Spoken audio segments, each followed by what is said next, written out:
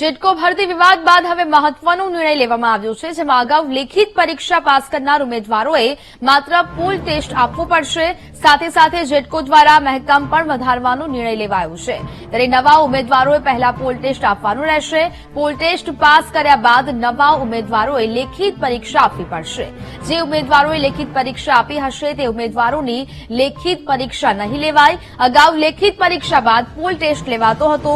હાલ વિવાદ બાદ હવે પૂલ ટેસ્ટના આયોજનમાં નવા ઉમેદવારોનો પહેલા પૂલ ટેસ્ટ લેવામાં આવશે।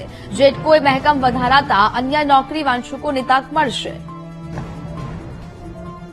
જેટકોના એમડી સાહેબ શ્રી ઉપેન્દ્ર સાહેબ પાંડેજી નો પણ ખૂબ ખૂબ આભાર કે જે અમને 1224 જણાને ન્યાય અપાયો અને અમારા ભવિષ્યની ચિંતા કરી।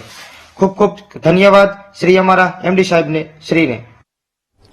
સંવાદદાતા માનુ ચાવડા ફોન લાઈન પર જોડાયા છે। માનુ, જેટકો ભરતીનો જે સમગ્ર વિવાદ સર્જાયો, હવે ત્યારબાદ મહત્વપૂર્ણ નિર્ણય લેવાયો છે, શું વિગતો?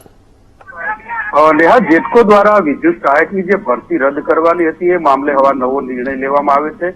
તમામ જે વિદ્યાર્થી ઉમેદવારો છે એમને માત્ર પોલ ટેસ્ટ આપવાનો રહેશે। જે ઉમેદવારોએ અગાઉ લેખિત પરીક્ષા આપી હતી તેવા ઉમેદવારોની પરીક્ષા નહીં લેવાય, પરંતુ જે નવા ફોર્મ ભરી અને પરીક્ષા આપવા ઈચ્છતા હશે એવા ઉમેદવારો પોલ ટેસ્ટમાં પાસ થશે તો એમને લેખિત પરીક્ષા આપવામાં આવશે। જેટકોએ મહેકમ વધારતા અન્ય નોકરી વાંચકો છે એમને પણ નવી તક મળશે। અગાઉ પોલ ટેસ્ટમાં નાપાસ થયેલા ઉમેદવારો આ પરીક્ષા આપવી પડશે।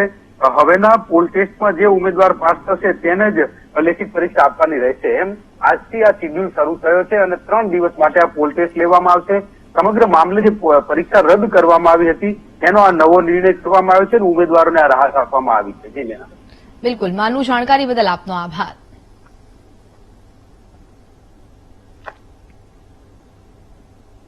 તો જે